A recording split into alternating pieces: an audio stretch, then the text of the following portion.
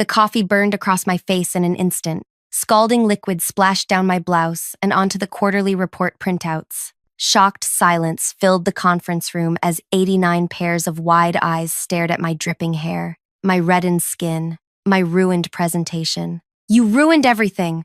Vivica screamed, empty mug still clutched in her white-knuckled grip. Her perfect makeup couldn't hide the pure hatred contorting her features. "Months of work destroyed because you couldn't keep your mouth shut." I stood frozen, coffee streaming down my neck, the pain not yet registering through the shock. On the projection screen behind me, slide 23 still displayed the discrepancies I'd highlighted. Impossible growth numbers that couldn't be explained by any market trend or strategy we'd implemented. Someone gasped. Another person whispered, "Did she just?" The quarterly all-hands meeting had been going perfectly until I'd presented my section of the data analysis. As senior market researcher, it was my job to verify trends before we presented to shareholders. I'd simply pointed out the mathematical impossibility of our European division's reported numbers. Vivica's coffee attack wasn't just unprofessional, it was admission of guilt. I reached for a napkin with trembling fingers, dabbing at my burning skin while maintaining eye contact with her. The room remained silent, except for the soft drip of coffee hitting the carpeted floor. Marek, our CEO, finally broke the spell. "Everyone take 15, he announced, his voice strained. "Vivica, my office, now." As people awkwardly filed out, avoiding looking directly at me, I noticed something nobody else seemed to: the small red light still blinking on the video conference camera.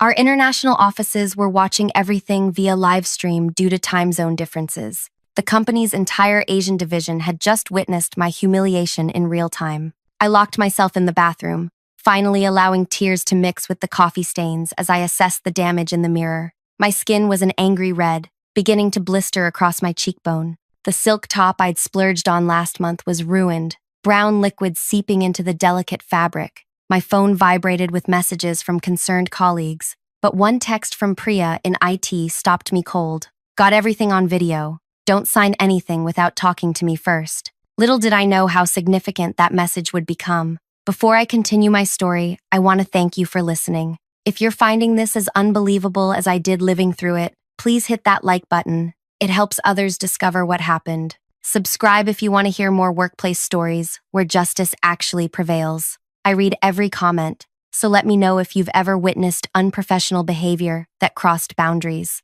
My name is Annika, and until that coffee incident, I'd spent 4 years building my reputation at one of the fastest-growing market research firms in the country. I specialized in analyzing consumer behavior patterns across international markets, using data to predict where industries were heading. I wasn't some troublemaker looking for problems. I was the person who stayed late double-checking spreadsheets, who brought homemade cookies to team meetings, who helped colleagues understand complex statistical concepts without making them feel stupid. Vivica joined the company 18 months ago, recruited from a competitor to head our European division.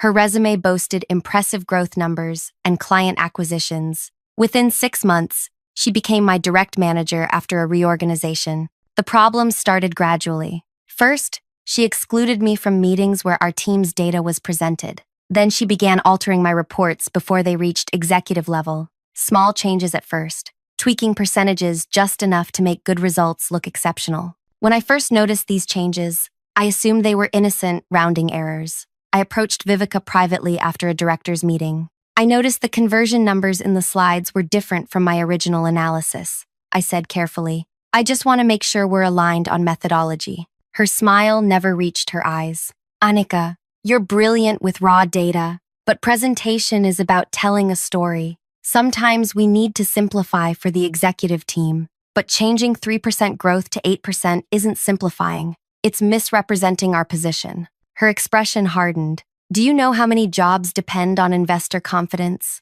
Sometimes we need to show potential rather than current reality." That conversation haunted me for weeks, as I watched more of my analyses transform between submission and presentation. Each quarter, the disparities grew larger. Our European numbers defied gravity and logic. I began documenting everything, each original report, each modified version. I created comparison spreadsheets, highlighting discrepancies. I noted meeting times when questions were deflected, when access was denied. Meanwhile, Vivica's star rose meteorically. The board doubled our European expansion budget based on her miraculous performance. She received a leadership award at the annual retreat. Rumors circulated about her being groomed for the C-suite. Last month, I discovered something truly alarming. Working late, I accidentally accessed a shared drive I'd never seen before. Inside were duplicate analytics dashboards, one showing actual performance metrics, another showing the enhanced versions presented to leadership. Both had Vivica's digital signature. I forwarded myself key files before logging out, my heart pounding. This wasn't just fudging numbers, it was systematic fraud. 3 days before the quarterly all-hands, I requested a meeting with Vivica to discuss my presentation segment. I'm concerned about these growth projections, I said, sliding my report across her desk. The numbers don't align with market conditions or our actual customer acquisition costs. She barely glanced at the paper. We've implemented new strategies that explain the acceleration. Just present the approved slides. But these figures suggest your job is analysis, Annika, not questioning leadership decisions. She leaned forward. The board already approved next year's budget based on these projections. Do you understand what challenging these numbers would mean? Her threat hung between us. I understand completely, I replied, keeping my voice steady. And I did understand. I understood I was witnessing deliberate deception that put the entire company at risk. I understood that someone would eventually take the fall when reality caught up with fantasy. I understood that whistleblowers rarely survived with their careers intact. What I didn't understand was how far Vivica would go to protect her fraudulent success story. The morning of the presentation, I made 2 decisions. First, I prepared slides showing both the reported numbers and the actual metrics side by side. Second, I placed a small USB drive in my pocket containing all my documentation. When my turn came to present, I took a deep breath and showed the truth. Respectfully, analytically, without accusation, just data that couldn't be reconciled without explanation. That's when Vivica's coffee mug came flying toward my face. Now, standing in the bathroom with burns developing on my skin, I faced a critical decision. Walk away and protect my career, or stand my ground knowing the potential consequences. My phone buzzed again. This time, it was a message from Marek's assistant. HR meeting. Conference room B. 1 hour. As I dabbed burn ointment on my cheek from the first aid kit, the door swung open. It was Lainey from marketing, her eyes wide with shock. Annika, is there anything I can do? That was completely insane. Did everyone see it? I asked, my voice smaller than I intended. Everyone, including Tokyo, Singapore, and Seoul on the live stream. She hesitated. There's something else you should know. The stream didn't cut off during the break, and Vivica went straight to the server room afterward. Whatever she did there, the international offices saw everything. My heart skipped. What exactly did she do in the server room? I don't know details, Lainey whispered. But Priya from IT is trying to reach you. She said it's urgent. I quickly called Priya, who answered immediately. Annika, don't go to that HR meeting alone. Vivica is claiming you deliberately sabotaged her by presenting unauthorized data. She's gathered 3 senior directors who are backing her version of events. But everyone saw what happened, I protested. People see what they want when power is involved, Priya replied grimly. Listen carefully. She went to the server room right after the incident and used her override access to delete files from your work account. I'm guessing they were your original reports and analyses. Ice formed in my stomach. Can you recover them? Maybe. But here's the important part. She didn't realize our disaster recovery system automatically backs up everything to our international servers hourly. When she tried accessing those, it triggered security alerts in Singapore. So my files still exist? Yes, but that's not all. The live stream captured her entire server room visit. She was talking to someone on her phone the entire time, explaining what she was deleting and why. Our Singapore office has the footage. I leaned against the sink, mind racing. What should I do now? I leaned against the sink. What should I do now? Stall in the HR meeting. Don't sign anything. I'm working with legal to secure the evidence properly. I ended the call just as my phone chimed with another message. This one from Ellis in finance. Those discrepancies you found? I've been tracking similar patterns. We need to talk. The HR meeting was worse than I anticipated. I entered conference room B to find Vivica seated beside Jana from HR, along with directors from 3 departments, all mentored by Vivica during their careers. Their expressions conveyed polite sympathy that didn't reach their eyes. Annika, thank you for joining us, Jana began, sliding a document across the table. We want to resolve this unfortunate incident quickly and discreetly. I glanced at the paper, a mutual non-disclosure agreement with a small severance package. They wanted me gone. Before we begin, Vivica said, her voice professionally controlled, I want to sincerely apologize for my emotional response. The pressure of delivering consistently exceptional results sometimes affects my judgment. The directors nodded understandingly. However, she continued, we need to address the underlying issue. Annika deliberately presented unauthorized data that contradicted approved reports, creating confusion among our international teams. I kept my face neutral. I presented factual market analyses based on raw data from our actual customer acquisition channels. That's your interpretation, countered Director Tomas. Vivica's team uses sophisticated methodologies that sometimes appear counterintuitive to those without the full context. Jana cleared her throat. We're suggesting a clean break for both parties. The company will provide 2 months severance and a reference letter. In exchange, you agree not to discuss today's events or any internal data methodologies. You want me to quietly disappear after being assaulted in front of the entire company? I kept my voice calm, despite my racing pulse. We're characterizing it as a regrettable workplace disagreement, Jana replied smoothly.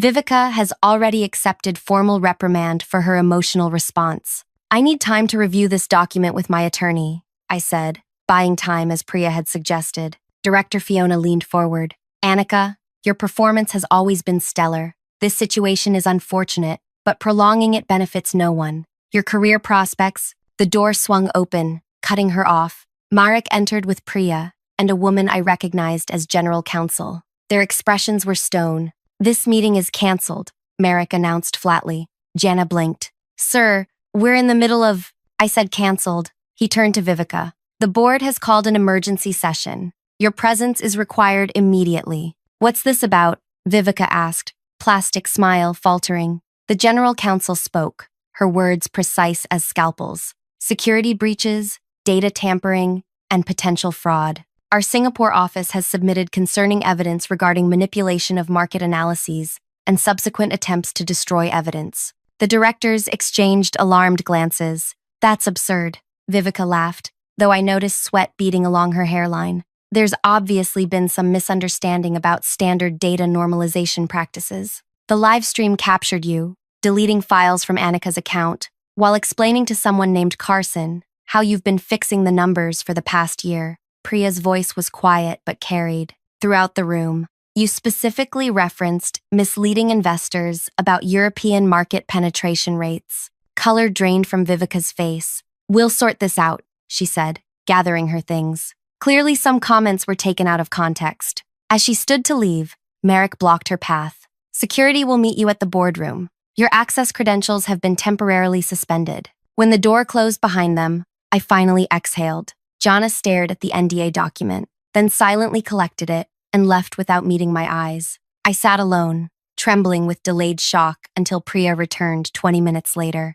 The board is reviewing everything now. They've called in forensic accountants to examine all European division reports. I swallowed hard. What happens now? They want you to help reconstruct the actual performance metrics. Can you do that? I have everything backed up at home, I admitted. I've been tracking the discrepancies for months. Priya smiled. Smart woman. By the way, Ellis from finance wants to meet with you. Says he's been compiling his own evidence. That evening, I worked late with Ellis and 2 forensic accountants, rebuilding accurate reports from raw data sources. The picture that emerged was devastating. Our European division had been losing money for 3 consecutive quarters while reporting record growth. She nearly pulled it off, Ellis murmured as we stared at the actual numbers. Another 2 quarters, and she would have transferred to headquarters with a promotion, leaving someone else to discover this mess. How could no one notice? I asked. Ellis's expression darkened. People did notice.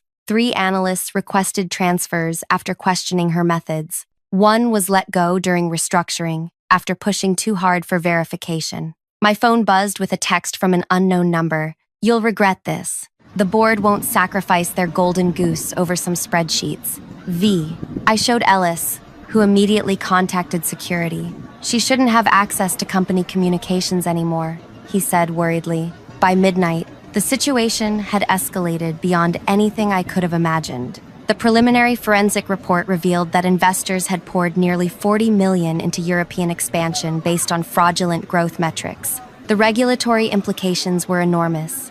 I finally returned to my apartment at 2 a.m., emotionally and physically exhausted. As I unlocked my door, something felt wrong. Small things were out of place. A book moved, a drawer partially open. Someone had been inside. Heart pounding, I called building security, who confirmed no maintenance visits had been scheduled. As the guard checked my apartment, he found nothing missing, but noticed my laptop had been opened. Change all your passwords, he advised before leaving, and maybe stay somewhere else tonight. Too tired to leave, I double-locked my door and pushed a chair against it. Sleep came fitfully, punctuated by nightmares of burning coffee and deleted files. I woke to 37 missed calls from colleagues, reporters, and numbers I didn't recognize. Overnight, the story had somehow leaked to financial news sites. Our company's stock had dropped 18% in pre-market trading. The headline made my blood run cold. Market research firm faces investigation after senior executive accused of falsifying European growth data. Another text arrived as I read the news. You destroyed everything. Hope you're ready for what comes next. V. When I arrived at the office, security escorted me directly to the executive floor, not as a prisoner, but as a protected asset. The atmosphere was chaotic, with lawyers and crisis management teams huddled in every available space. Merrick met me in his office, looking like he hadn't slept. The board is meeting with major investors today. We need you to present the actual numbers and explain how you discovered the discrepancies. Me? Shouldn't that be someone more senior? They need to hear it from the person who uncovered it. Credibility is all we have left right now. As I prepared for the most important presentation of my career, Ellis appeared at my temporary office door. You should know, Vivica isn't going down quietly. She's telling anyone who'll listen that you manipulated the data to frame her after she rejected your request for promotion. I laughed bitterly. That's ridiculous. There are timestamps on everything. I know, but she has allies. 3 directors are repeating her version. And, he hesitated. What? Someone leaked your personnel file to a reporter. They're highlighting that you were passed over for promotion twice before Vivica arrived. I felt sick. They're painting me as disgruntled. Exactly. And there's more. Building security reported someone tried accessing your apartment again this morning while you were here. The implications chilled me. This wasn't just about professional reputation anymore. It felt personal and increasingly dangerous. As I walked to the boardroom later that day, clutching my authenticated data reports, Priya rushed toward me. Wait, she whispered urgently. Before you go in there, you need to see this. She showed me her tablet, displaying an email chain accidentally included in the investigation data. The emails were between Vivica and someone named Carson Hayes at a competing firm. They detailed not just data manipulation, but a systematic plan to inflate our European numbers, secure massive investment, then leave the company before the house of cards collapsed. The final email included a line that made my hands shake. Once we control the narrative, we can discredit anyone who questions the numbers. If necessary, we'll make examples of them. I looked up from the tablet. She planned this from the beginning. Priya nodded grimly. And she's not finished. Security just reported she accessed our building using another employee's credentials an hour ago. No one can find her. As I digested this information, the boardroom door opened. All eyes turned to me. Directors, investors, lawyers, and forensic accountants, waiting for explanations only I could provide. I stepped forward, my career and possibly more hanging in the balance, wondering where Vivica was and what she planned next. I entered the boardroom with my heart hammering against my ribs, clutching the data files that would determine not just my future, but potentially the company's survival. 14 pairs of eyes tracked my movement. Board members, major investors, and legal representatives arranged around a massive oval table. The tension in the air was almost physical, pressing against my skin. Merrick nodded toward an empty seat. Annika, thank you for joining us. Given the circumstances, the board has requested you present the actual European division performance metrics directly. I connected my drive to the presentation system. my fingertips still stinging from yesterday's burns. The first slide appeared, a simple comparison between reported growth and actual performance across 18 months. As you can see, I began, my voice steadier than I expected. The discrepancies began small, but expanded dramatically after the second quarter. For 20 minutes, I walked them through the evidence, explaining methodology and verification processes. I showed how the actual customer acquisition costs were triple what had been reported, how retention rates had been artificially inflated, how profit margins were negative rather than the reported 18% positive. The board chairman, a silver-haired man named Reed, removed his glasses. To be absolutely clear, you're stating the European division has lost nearly $17 million while reporting $23 million in profit? That's correct. The supporting data is consistent across multiple verification methods. A woman I recognized as our largest institutional investor leaned forward. When did you first notice these discrepancies? And why didn't you alert anyone sooner? I felt a trap in her question. I began documenting inconsistencies 9 months ago. I raised concerns through appropriate channels, first with my direct manager, Vivica, then with finance oversight. And the response? I was told the differences reflected advanced modeling techniques and strategic presentation of potential rather than current metrics. Ellis, sitting near the door, added, Finance received similar explanations when we questioned the numbers. Vivica had cultivated strong relationships with several directors who validated her approaches. 3 directors shifted uncomfortably in their seats. Reed's expression hardened. The coffee incident? That happened after you presented contradictory data? Yes.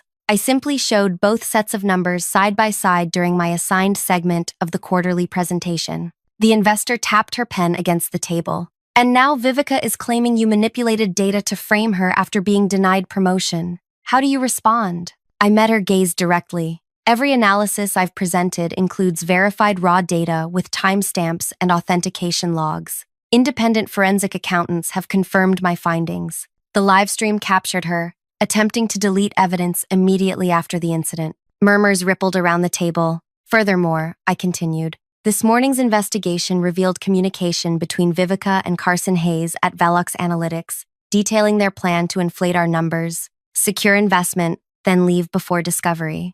This revelation elicited gasps. Merrick's face drained of color. Velox was our most aggressive competitor. Those communications haven't been authenticated, cautioned the general counsel. They're being verified now, Priya interjected from the doorway. But security has another urgent concern. We can't locate Vivica within the building, though her borrowed credentials show she's still inside. She's disabled several security cameras on the executive floor. Reed stood immediately. Suspend this meeting. Security protocols in effect. As everyone gathered their materials, my phone vibrated with a text. Check storage room 3E. Come alone if you want to protect what's left of your reputation. V. I shouldn't have gone alone. Every instinct screamed against it, but something in the message's tone suggested she had leverage I couldn't ignore. Slipping away from the dispersing meeting, I took the stairs to the 3rd floor, finding the rarely used storage section deserted. Room 3E's door stood slightly ajar.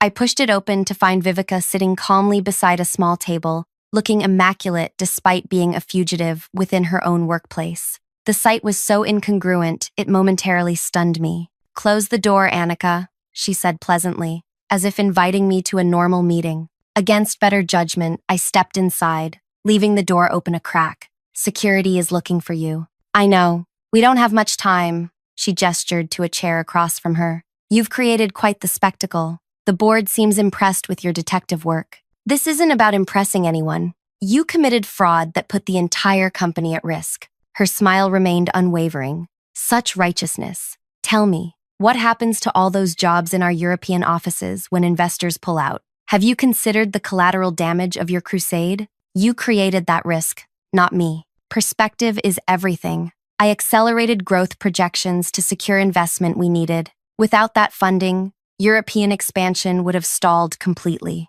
You fabricated results and misled investors. I created opportunity, she countered. This company was stagnating before I arrived. My methods brought in $40 million in new capital, based on lies. Her expression hardened minutely. I came here to offer you a choice before things escalate further. She slid a folder across the table. Inside were printouts of private messages between me and a former colleague who'd left for a competitor last year. The conversations included discussions about company strategy and market positioning, sharing internal strategies with competitors. Very problematic. Viveka's voice dripped with false concern. Combined with your personnel history of promotion denials, this paints an unfortunate picture of motivation. My blood ran cold. The messages were real but innocuous. General industry talk with a friend, nothing proprietary, but carefully selected and presented without context. This is manipulation, I said quietly.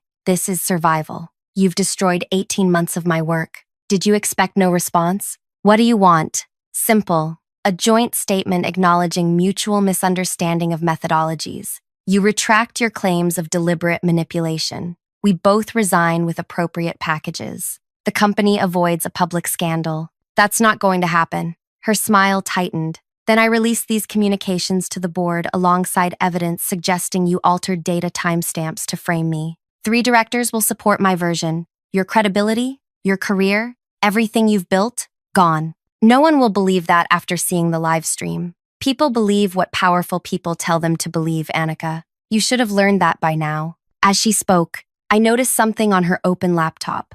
An email draft to our entire client list with attachments labeled Confidential Client Strategy. My stomach lurched as I realized her backup plan wasn't just to discredit me, it was scorched earth. You'd destroy the whole company? I whispered. I prefer to think of it as leaving nothing for those who betrayed me. Her finger hovered over the send button. Your decision? The storage room door swung fully open. Ellis stood there, with Priya and 2 security officers. We heard everything, Ellis said quietly. Viveka's composure finally cracked. She lunged for her laptop, but Priya was faster, pulling it away before she could send the email. You recorded this? Without consent? Viveka sputtered, backing away as security approached. No need, Priya replied. The board has been watching this entire conversation via video conference. After your first threat message to Annika, we activated emergency protocols, including remote access to all company devices, including the phone you used to text her. Viveka's face contorted with rage as security escorted her from the room, her threats echoing down the hallway. Back in the boardroom, Reed's expression was grim as the final pieces fell into place. The forensic team had verified the emails between Viveka and Carson Hayes, confirming industrial espionage. 3 directors resigned on the spot rather than face investigation.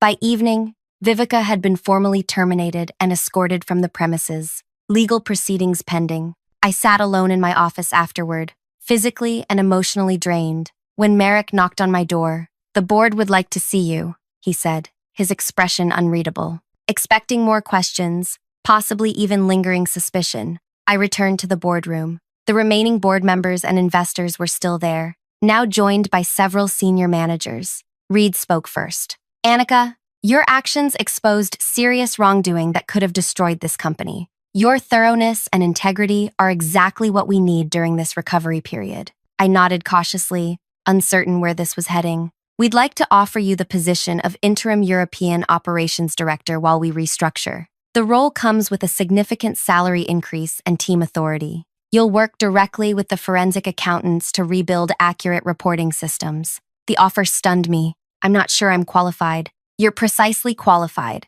interrupted the institutional investor. You understood the numbers when others accepted convenient fictions. You maintained integrity when pressured to conform. You prioritized truth over personal advancement. What about the European offices, the employees there? We'll need honest leadership now more than ever, Marek finished. They deserve to know where they truly stand, not where someone pretended they were. 2 weeks later, I stood before those European teams via video conference, delivering difficult but honest assessments of our position. Contrary to Viveka's predictions, most expressed relief at finally understanding the actual challenges they faced. No more impossible targets based on fictional baselines, I promised them. We rebuild with transparency. The recovery was neither quick nor easy. Our stock took a significant hit when the true financial position was disclosed. 2 major investors pulled out, though the institutional investor who'd questioned me in the boardroom doubled her stake, calling us a case study in responsible corporate recovery. 3 months after the coffee incident, I sat in my new office, reviewing the first fully verified quarterly results. The numbers weren't impressive. European operations remained in the red, but they were honest, with realistic improvement trajectories. My phone buzzed with a news alert. Vivica had pleaded guilty to securities fraud and industrial espionage charges. The plea deal included cooperation against Carson Hayes and Velox Analytics, revealing a broader scheme targeting multiple competitors. As I closed the alert, an email arrived from Reed. The subject line read, "The Real Revenge." Inside was a link to an industry publication featuring our company as a case study in corporate resilience and ethical recovery. The article highlighted how transparent reporting had restored investor trust despite revealing short-term losses. The final paragraph quoted an unnamed board member. Our recovery strategy was simple, the exact opposite of what created the crisis. Where there was deception, we chose transparency. Where there were shortcuts, we embraced proper process. Where leadership demanded blind loyalty, we now reward principled objection. Attached was a note from Reed. This is worth more than $40 million in fraudulent growth. This is sustainable business built on integrity. This is the real revenge against those who would sacrifice our future for short-term glory. I smiled, realizing he was right. My revenge wasn't watching Vivica's downfall or taking her position. The real revenge was rebuilding everything she tried to destroy, but stronger, more transparent, and ethically sound. That evening, as I packed to visit our Berlin office, I found a small package on my desk, a beautiful ceramic travel mug with a note from the team. For the woman who showed us that honesty burns brighter than ambition. Some might say the greatest revenge is success, but I discovered something more powerful. The greatest revenge is becoming the leader you needed when you were vulnerable. Every day, I mentor team members to speak up when numbers don't make sense. Every strategy meeting begins with what's true, not what's convenient. If you've stayed with my story this long, maybe you're facing your own workplace challenge, someone taking credit, hiding problems, or punishing honesty. Remember that integrity may burn slowly, but truth eventually boils over. If my story resonated with you, please subscribe for more workplace insights. I share new leadership lessons monthly. Leave a comment about how you've handled difficult workplace situations. Your experiences might help someone facing similar challenges today. The burn scars on my cheek faded long ago, but the lessons remain, permanent reminders that sometimes the most painful moments lead to our greatest transformations.